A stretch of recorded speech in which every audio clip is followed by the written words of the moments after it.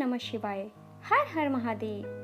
दोस्तों, आज हम सावन सोमवार की व्रत कथा सुनने जा रहे हैं। इस व्रत कथा को सुनने से आपकी हर मनोकामना पूरी होगी।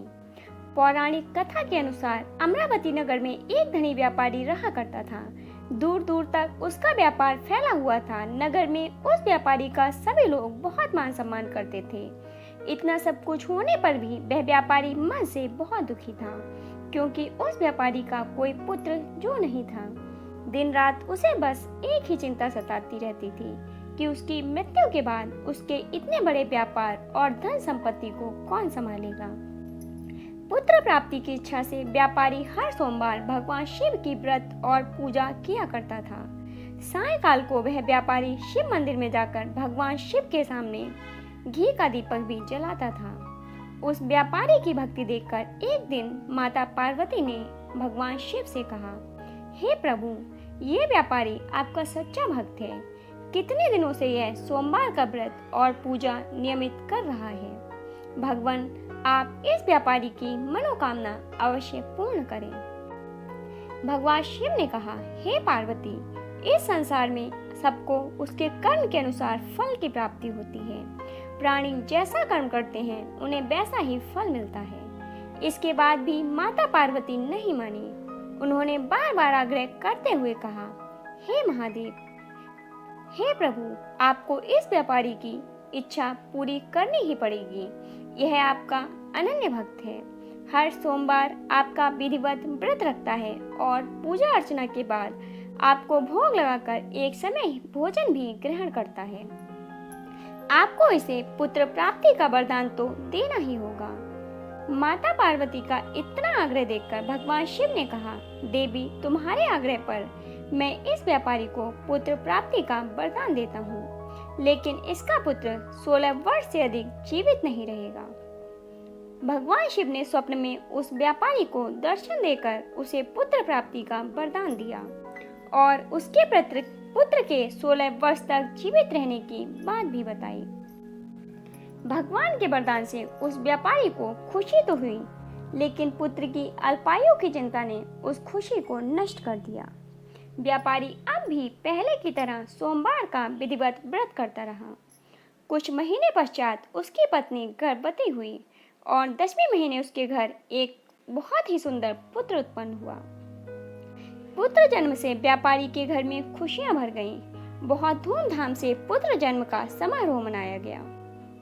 व्यापारी को पुत्र जन्म की अधिक खुशी नहीं हुई, क्योंकि उसे पुत्र की अल्पायु के रहस्य का पता था, लेकिन यह रहस्य घर में किसी और को मालूम नहीं था। विद्वान ब्राह्मणों ने उस पुत्र का नाम अमर रखा। जब अमर 12 वर्ष का हुआ तो शिक्षा के लिए उसे वाराणसी भेजने का निश्चय किया गया। व्यापारी ने अमर के मामा दीपचंद को बुलाया और कहा कि अमर को शिक्षा प्राप्त करने के लिए वाराणसी लेकर जाओ और रास्ते में जहाँ भी रुको वहाँ यज्ञ करते और ब्राह्मणों को भोजन कराते जाओ। अमर अब अपने मामा के साथ शिक्षा प्राप्त करने के लिए चल दिया। रास्ते में जहाँ भी अमर और दीपचंद रात्रि विश्राम के लिए ठहरते, वहीं यज्ञ करते और ब्राह्मणों को भोजन भी कराते थे। लंबी यात्रा के बाद अमर और दीपचंद एक नगर में पहुंचे।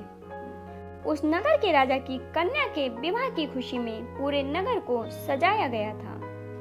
निश्चित समय पर बारात आ गई, लेकिन वर के पिता को अपने बेटे के एक आंख से काना होने के कारण वह सता रहा था कि राजा को इस बात का पता चलने पर कहीं वह विवाह से इनकार न कर दे। इससे उसकी बदनामी होगी।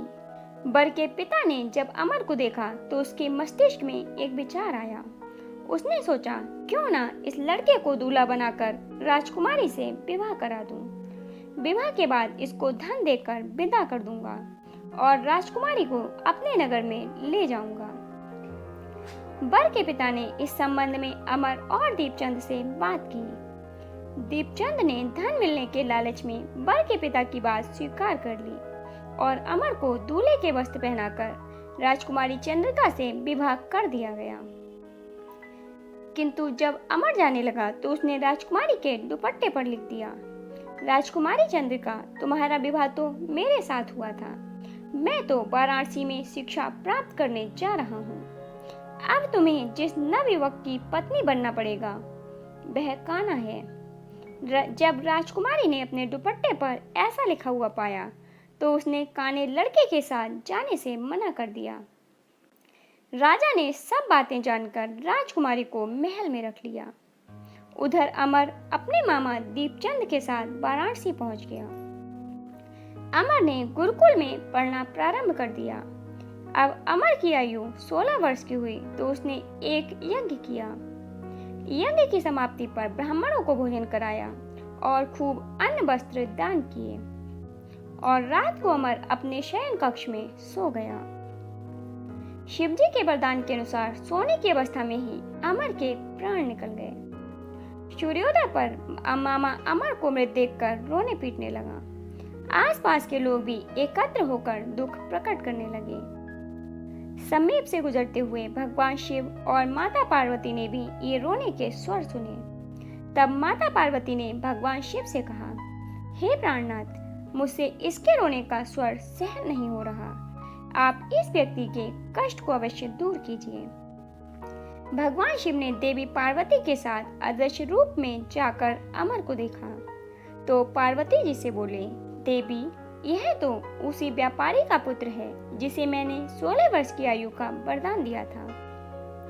आज इसकी आयु तो पूरी हो गई। देवी पार्वती ने फिर भगवान शिव से निवेदन किया, हे प्राणनाथ, आप इस लड़के को जीवित कर दीजिए, नहीं तो इस लड़के के माता पिता पुत्र की मृत्यु के कारण रो रो कर अपने प्राण त्याग देंगे। इस लड़के का पिता तो आपका परम भक्त है, वर्षों से सोमवार का व्रत करते हुए आपको भोग लगा रहा है।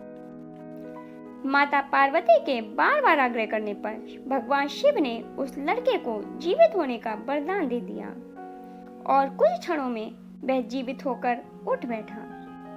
फिर शिक्षा समाप्त करके अमर मामा के साथ अपने नगर की ओर चल दिया। दोनों चलते हुए इस नगर में पहुंचे जहां अमर का विवाह हुआ था। उस नगर में भी अमर ने यज्ञ का आयोजन किया।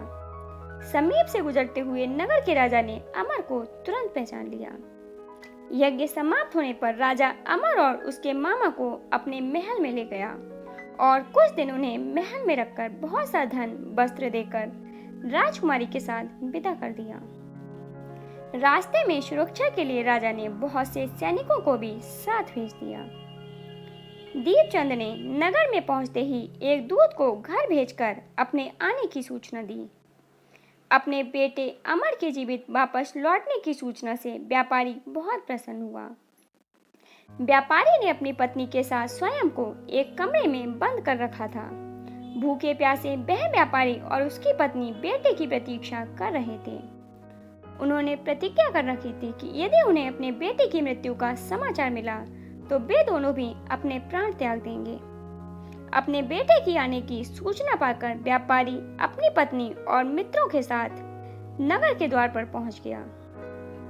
अपने बेटे के विवाह का समाचार सुनकर बाप पुत्र राजकुमारी चंद्रिका को देखकर उसकी खुशी का ठिकाना न रहा। उसी रात भगवान शिव ने व्यापारी के सपने में आकर कहा, हे श्रेष्ठ, मैंने तेरे सोमवार के व्रत करने और व्रत कथा सुनने से प्रसन्न होकर तेरे पुत्र को लंबी आयु प्रदान की है। यह सुनकर व्यापारी बहुत प्रसन्न हुआ। सोमवार का व्रत करने से व्यापारी के घर में खुशियां लौटी। शास्त्रों में लिखा है कि जो स्त्री या पुरुष सोमवार का विधिवत व्रत करके और व्रत कथा सुनते हैं, उनकी सभी इच्छाएं महादेव की कृपा से पूरी हो जाती हैं। दोस्तों, यदि आपको ये कथा पसंद आई हो तो वीडियो को लाइक और शेयर अवश्य करें और कमेंट बॉक्स में ओम नमः शिवाय जरूर लिखें। साथ ही यदि चैनल पर नए हो तो हमारे चैनल को सब्सक्राइब करना ना भूलें। धन्यवाद।